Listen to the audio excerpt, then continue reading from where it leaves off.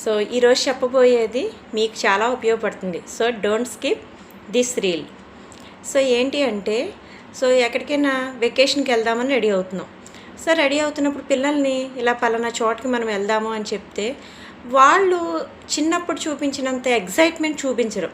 చిన్నప్పుడు అనుకోండి, ఎక్కడికైనా బయటికి తీసుకెళ్తాం, పలానా ఊరు తీసుకెళ్తాం అంటే చాలా హ్యాపీగా ఫీల్ అయ్యి, అమ్మ నావి ఈ లగేజ్ సర్దు, అవి పెట్టు, నా బట్టలు పెట్టు, ఇలా చెప్పేవాళ్ళు.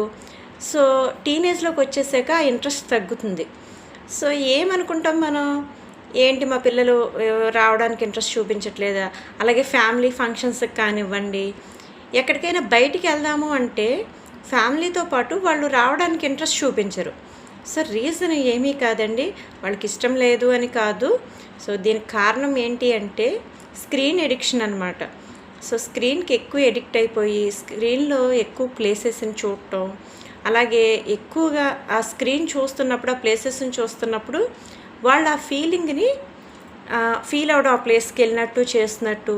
వాళ్ళు ఎప్పుడైతే రియల్గా ఆ ప్లేస్కి వెళ్ళినా సరే, అప్పుడు వాళ్ళు చూసినప్పుడు ఆ స్క్రీన్లో చూసిన ఎగ్జైట్మెంటు వీళ్ళకి రియల్గా చూసినప్పుడు మిస్ అవుతుంది. ఎందుకంటే ఊహించుకున్నప్పుడు మనం ఎంత బాగా అయినా ఊహించుకోవచ్చు, అవునా?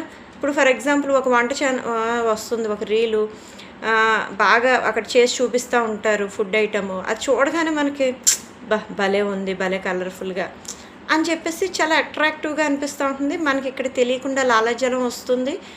కానీ రియాలిటీలో అంతకన్నా బాగా చేసినా సరే ఆ అనుభూతిని మనం పొందలేకపోతుంటాం. సో ఇలాంటి ప్రాబ్లం మీ టీనేజర్కి ఉంటే నో ప్రాబ్లం అండి.